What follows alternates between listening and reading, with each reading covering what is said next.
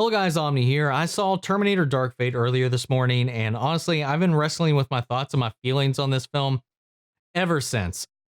This movie, I feel like, and from the reactions I've seen, the other reviews I've heard when I was like driving home, I was listening to some other people talking about the movie, and there's a point in the film about 10 minutes in where I was like, this movie is going to be what The Last Jedi was to Star Wars.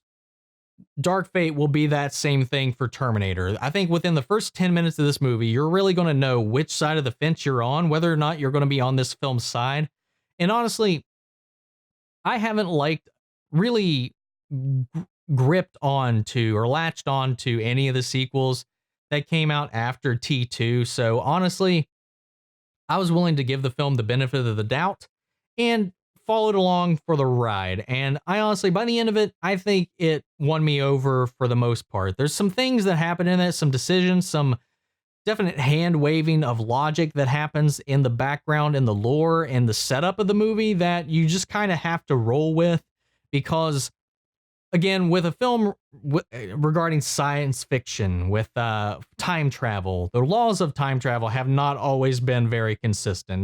In most movies, and that's always been the case in the Terminator franchise as well. It's definitely been apparent, especially with the Kyle Reese paradox, that we have something kind of similar in this film, the setup of the movie, and it definitely raises some questions and expects you to just kind of hand wave it away. The movie brings up a lot of things, but doesn't really dive into any details and doesn't really try to explain any of them either. Especially with what happens and what the new threat, the change in the threat that's coming in from this new future that is coming into play. It also doesn't quite explain that. It's something very similar to what we've seen before, but the change isn't necessarily elaborated on. Aside from that, those are really just the inciting incident and some background elements that really don't get referenced a whole lot. It's just some world building that I feel like just kind of leaves you a little puzzled while we're going throughout the ride. That aside, I think the ride itself does a really good job at being just a thrilling movie. The action in this film, the set pieces in this film are just astounding. I think the action scenes, specifically in this movie, the chase scenes even, are done so good. There's a lot of, you can see pretty much everything that's going on. There's a lot of long drawn out fights that just stay interesting. Things escalate at a very smooth pace. There's moments in the film where it takes time to breathe. I think the pacing is really good in this film. And I think the performances across the board are all amazing, especially us being aided in this transition by some familiar faces with Linda Hamilton coming back to the fold as reprising her role as Sarah Connor. Definitely seeing a much different Sarah Connor than we've seen before, and it's her performance throughout this movie is just A grade. She brings her A game to this. She doesn't walk her way through this. This isn't just like a fan service paycheck or anything like that. She came in with a reason to be in the story. And really, she's a core part of the handoff to the transition to growth and the pace and the spine of this film. Even Arnold Schwarzenegger coming back as another Terminator in this film, he has a lot to do that we haven't seen him do in a previous Terminator film as well. And it's really appreciated and really refreshing. And he even gets some laughs out of you. And he's a really enjoyable part of the film when he's in it. And aside from that, I think the new faces are all really great. I mean, Mackenzie Davis as Grace, who is she's the enhanced human who's sent back to protect Natalia Reyes's character, Danny Ramos. She's the one coming back. She's the one trying to protect her. She's basically like Kyle Reese, except if you gave her Kyle Reese like superpowers.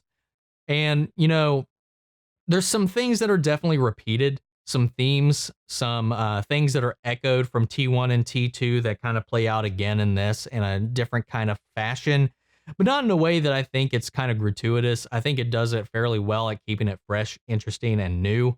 But across the board, the performances I think are just great. Everybody sells it great. I think the only time it's going into spoilers, but There's some stuff that's going on in the future for the teensy bits of the future that we see that that performance, don't quite see it, not too much, but that's really only the weakest part of the performance throughout the film. But I think everybody, as far as the team, as far as the primary cast, and Gabriel Luna as the Terminator hunting everybody, the liquid Terminator. You know, the trailer does, the movie itself doesn't really go into explaining it all that well either, but you can kind of infer how it works throughout watching it. But the movie never tells you. It never tells you how this Terminator functions. But it's definitely, think of it like a combination of the T-800 and the T-1000. It's kind of a an 800 with a skin made of a T-1000. It's really weird how it works, but it makes for some interesting set pieces and fights and conflicts. It definitely makes it a little more interesting than just being one or the other, or just having two Terminators coming after them simultaneously. It has a dynamic to it that I think is really interesting to see how they play with it. Though there's some things that it can do that I feel like it forgets or the movie forgets that it can do in certain situations to keep the tension up. But that aside, this movie does a lot of great stuff. The visual effects I think are really good. Oddly enough, there's some de-aging scenes when we get some flashbacks in this that are really freaking good, especially after coming off of something like having watched what was it, Gemini Man, and just like those not being that great. This was just like really great. They were short, but they were really well done. We actually get some glimpses of T2 era Sarah, and it looks like she's just straight from T2.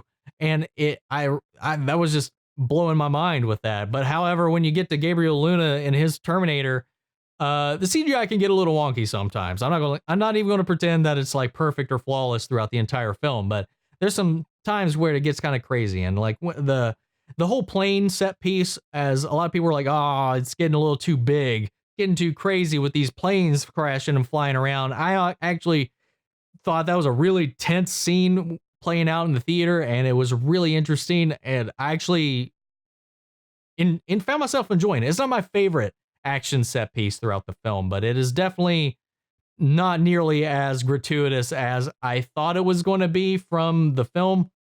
Like there's a steady level of escalation throughout the movie that I think it just kind of earns the build.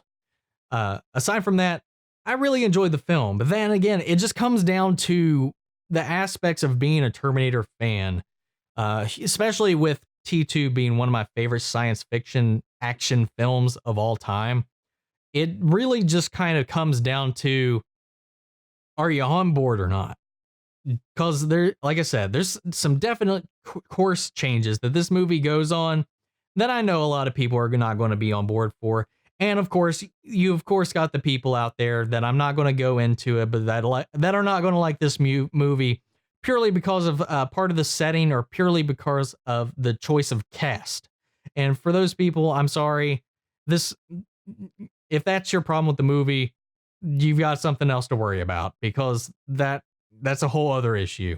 This movie, though, uses its setting, uses its characters all very effectively well, tells a good coherent story as far as the main story. When you start to connect it to the other films and what we know from past Terminator films, that's when it gets a little muddy. So I'm going to give this, oh God, honestly, overall, I would honestly rate this like a 7 out of 10. Despite all the things this movie does right, I just can't get past the gaps in logic. Some of the emotional retreads that we do as well. But overall, it's a fun movie. It is a fun action movie. This is definitely something I could have seen coming out during the summer.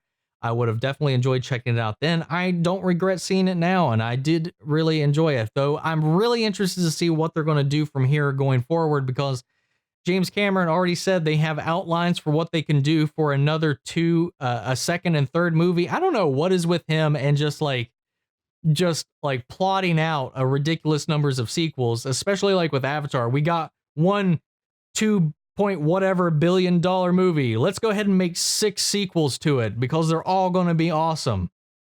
Because I'm James Cameron. And I mean, he executive produced this and worked on it and helped with the story, but they got some kind of plan for 2 more of these at least, assuming this does well and it's received well and makes its money back. As if this movie's profitable, we're going to see more of this timeline.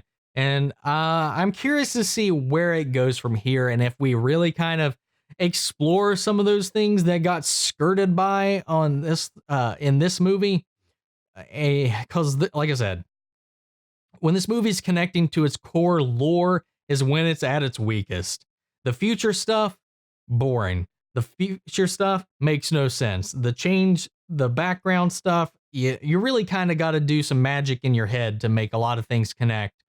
And, you know, it comes off a little silly, but the main movie itself, the movie you're watching, the present day timeline with the characters that we're meant to be following, the character we're supposed to be protecting with Sarah Connor, the T-800, Danny, and then the hunter, whatever, the evil Terminator, Gabriel Luna. As long as we're focused on them, the movie's fine. It's just when it's connecting to the future, when it's connecting to what we know before, it gets sloppy. But that aside, I really want to know if you guys watch this movie, if you're fans of T2, T1, any of the Terminator films, your guys' opinions is where I'm really interested. Because like I said, I think this is going to create a divide. There's definitely going to be a rift in the fandom and the people that like these films. I'm sensing that. I might be wrong. I could just completely be blowing it out of the water. I was just seeing a few rotten reviews or comments or whatever. Who knows? Maybe I've just seen like the vocal minority or something to that effect. So I'm gonna let it come down to you guys. Let me know in the comments what you all thought of this film if you've seen it. Share your thoughts, your opinions, the change of course in this direction. What are you okay with? What are you not okay with?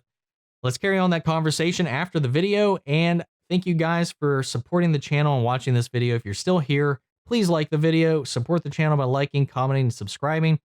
And that is it for today, guys. Honestly, I wasn't looking forward to this movie initially. The last trailer, I think, honestly, was the best one, and I don't even think we got it here. I found it online and I did a reaction to it, but I think that was the most obscure trailer, but it was the best one. And that was the one that actually got me a little more motivated to see this, and I woke up earlier than I normally do today to actually catch it at a reasonable time but then I just had to think about this movie for way too long. But that's it for today, guys. Thank you all for sticking in, and I'll catch you guys in the next video. Take care, everybody.